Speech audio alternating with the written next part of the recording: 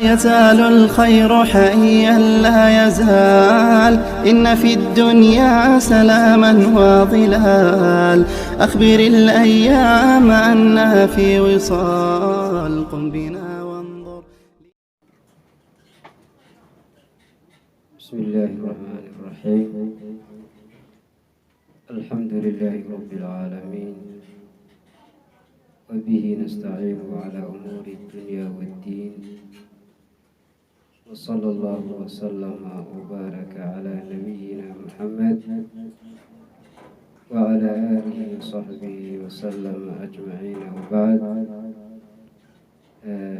waxaan wax ka sheegaya in sha allahu tacaala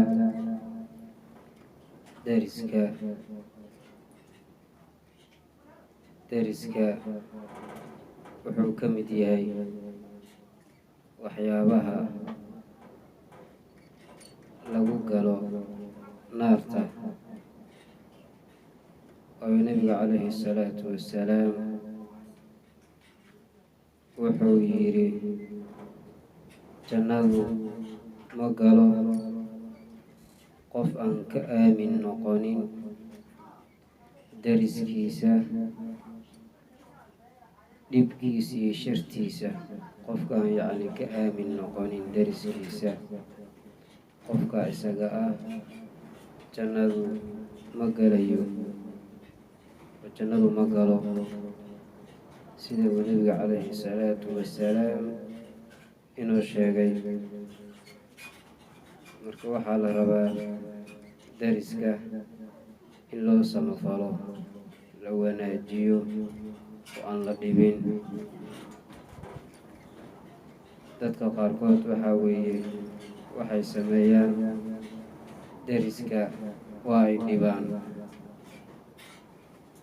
haddii ay noqoto nasabka, haddii wax kale ay noqotoba waa ay dhibaan. qaarkood waxay sameeyaan qashin iyo biyo wasaq ah bay ku shubaan foodo darteed.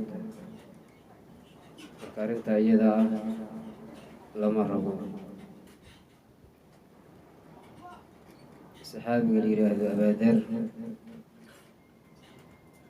nabiga calayhi salaatu wassalaam abaadar buu wuxuu ku yidhi, abaadarow, haddii aad maraq samaysanayso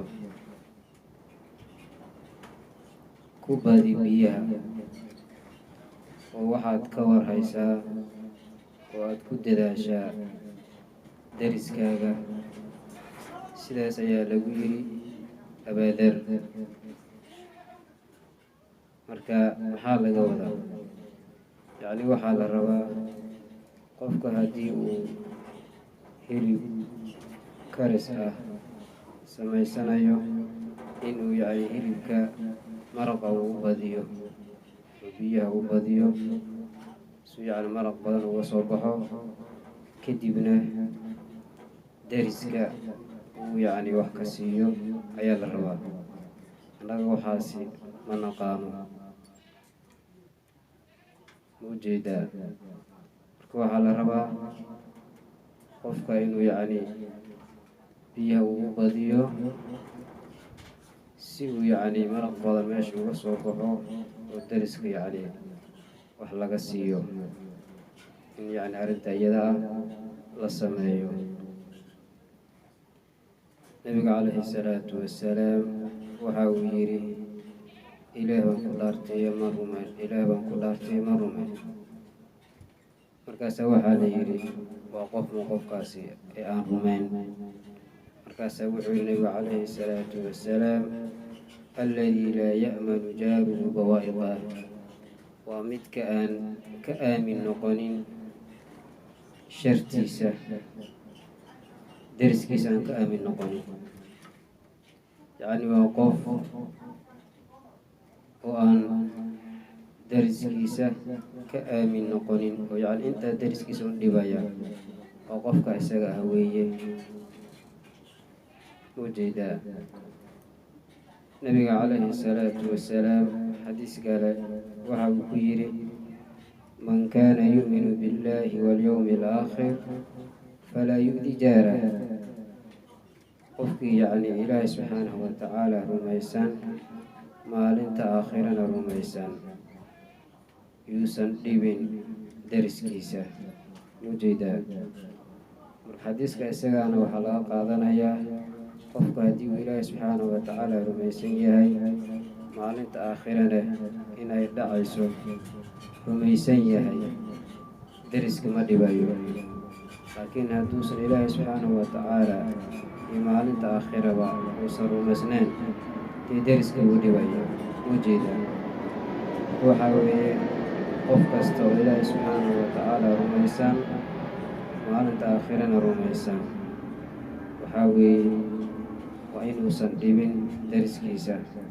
sidoo kale nabiga calayhi salaatu wasalaam wuxuu yidhi man kaana yu'minu biاllahi walyowmi alaakhir falyuxsin ilaa jaari. qofkii yacni ilaahay subxaanahu watacaala rumaysan maalinta aakhirana rumaysan waxaa weeyaan ha wanaajiyo deriskiisa. ujeeda marka deriska waxaa la rabaa in la wanaajiyo oo yacni wax kasta oo khayr ah loo sameeyo baa la rabaa. caaisha radiallahu canhaa waardaaha waxay tiri waxaan leeyahay nebi allow laba deris labadaa deris keebaa yacni u hadiyeeyaa oo yacni wax siiyaa. markaasaa wuxuu nabigu calayhi salaatu wasalaam labada iyaga ah midka yacni kugu soo dhow oo kugu dhow xagga yacni albaabka waxaa weeyaan ka isaga ah waxaa weeyaan u hadiyey oo wax sii yacni deriska kugu dhow. ujeedaa deriska labaad kan saddexaad kan afaraad waxaa ka horeeya kan koowaad. marka sidaas ayaa la rabaa. deriskana keliya lama yidhaahdo kan kugu dhegan keliya lama yidhaahdo ama kan kaasoo horjeeda. deris waxaa la yidhaahdaa ilaa iyo 40 albaab oo kale ama ilaa iyo 40 guri oo kale baa waxaa la yidhahdaa deris. deriska lama yidhaahdo keliya kan kaasoo horjeeda ama kan kugu dhegan keliya deris lama yidhaahdo. ujeedaa marka intaas ayaan kusoo gabagabeynayaa. deriska waxaa weeye yaan la dhibin, yaan la foodeyn, haloo samafalo. intaas ayaan kusoo gabagabeynayaa. assalaamu calaykum waraxmat ullaahi wabarakaatuh.